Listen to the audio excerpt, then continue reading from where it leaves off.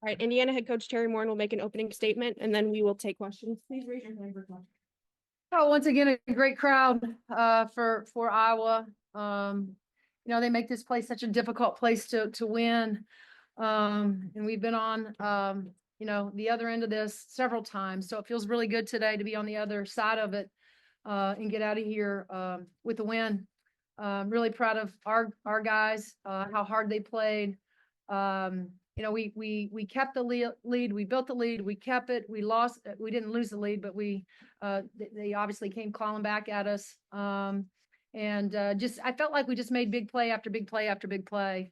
Of course, Yarden had a special night, but she's a special player, as we know.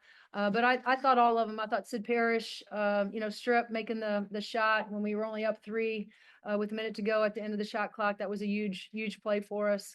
I thought Shea, although didn't shoot the ball great tonight, was good defensively.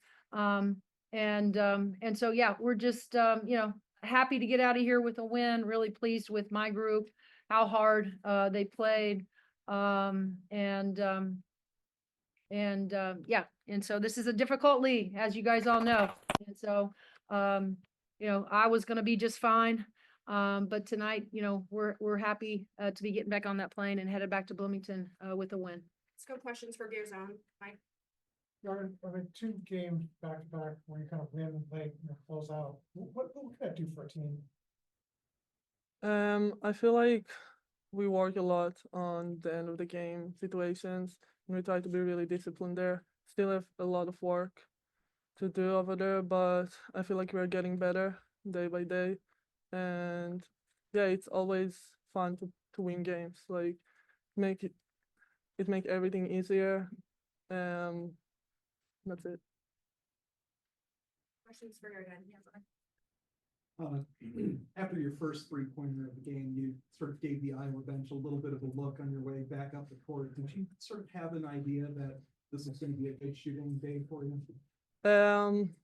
I just remembered last year here, and I didn't want it to happen again. So I just gave them a look to know that we are here and we're here to win the game. Go ahead.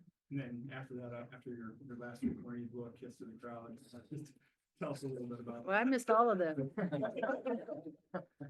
I don't know. It's something that I'm doing with friends, just like when you go out there and just have fun and hang out. So I felt it and just did it without thinking too much about it. Any more questions for your dad? Yeah, Yeah, Yarden, speaking of last year, you talked about coming here last year, whether it was here or at Ohio State or whatever. It seemed like sometimes you kind of were rushed and struggled a bit on the road, but today you had it kind of under control. Just what do you feel like the difference is from last year to this year with you when it comes to playing in these tougher environments? I feel like we have a different team this year. Everything's changed. Our playing style changed, our spirit changed. Like our culture is the same, that we come into every game and we want to win the game, to be the toughest team. And I feel like every time we on the road, we are trying to bring it with us. If we do that or not, it's a different question, but we are trying and we definitely want to do it every time when we are on the road. All right, we'll excuse Yarden. Thank you. Michael and Jack. Victor, similar question I asked Yarden, can they close out both the Northwestern and this one kind of late game situations? What can that do for a team kind of confidence wise?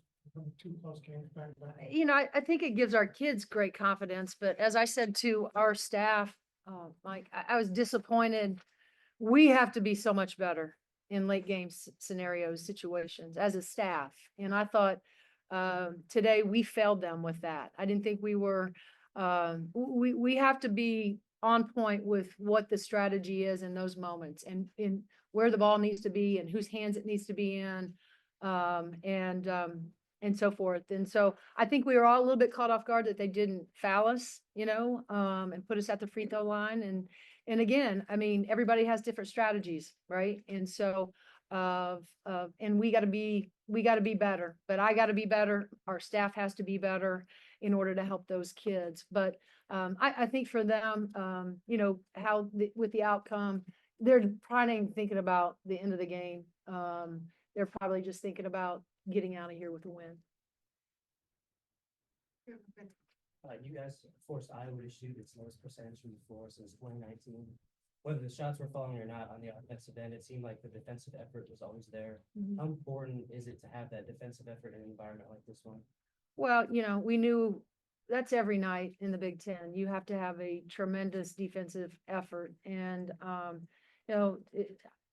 playing here, playing Iowa was no different. We knew it was going to take a great effort from every one of us. And, there were moments where, we gave up some stuff, but they're really good. They're really good offensively, and they got great tradition, and Jan's doing a terrific job, and, very, very competitive environment, and the crowd just makes it that much better because of, how much they're into it.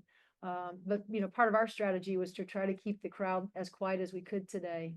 And we did, and then we didn't at times.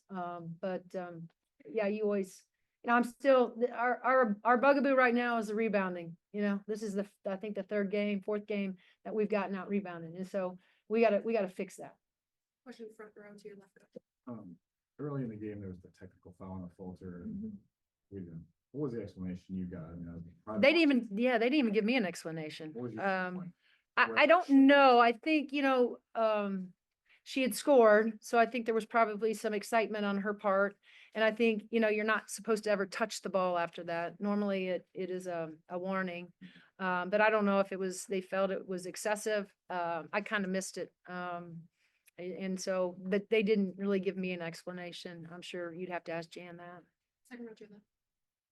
So, Meister went out with 3 fouls early in the second half, and you looked to Strickland. Meister had a pretty productive first half.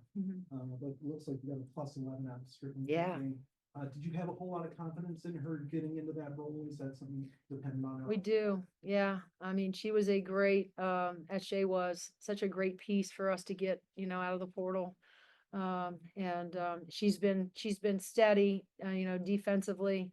They have different frames, right? So, they guard differently in the fact that, they both guard hard, but Lily's not near as,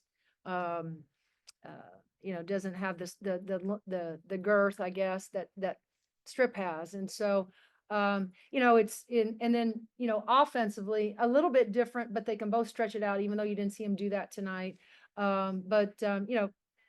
Strip has hit some big time shots for us. She was perfect at Penn State, but not just the one tonight at the end of the shot clock, the one in the first half, on the baby baseline there, that was a big shot for us as well. And so she's been dependable, and we're so grateful that, she chose to come here and spend her last year with us.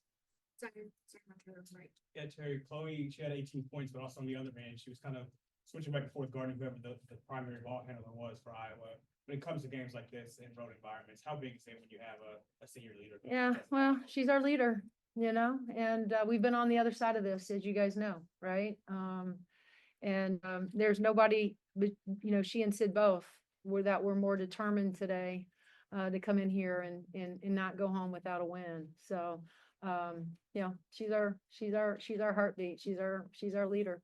And once again, she was really good. Mike, go ahead. Sydney got into foul trouble too early in the third, but she had her check back in, and she scored, I think, 9 points after that. How important was her playing through that in the third quarter? And then after that, could you just comment on Gordon's game, what you saw in the first half? Well, again, Sid's really smart, high IQ kid, so understands how important it is for her to be in the game for us. And so, there's a lot of trust there with Sid, just trusting that she's not gonna be reckless and pick up, some cheap foul, that she can play within herself, but still help us and still be aggressive, for us.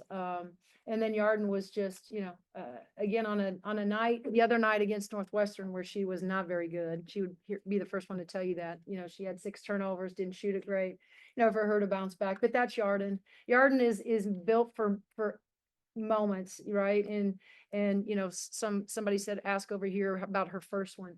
Even if that didn't go in, she was going to shoot, and she was going to keep shooting, and she was going to keep shooting, because that's just Yarden. Tonight she certainly had a special night. I have a question on Zoom. Seth, go ahead.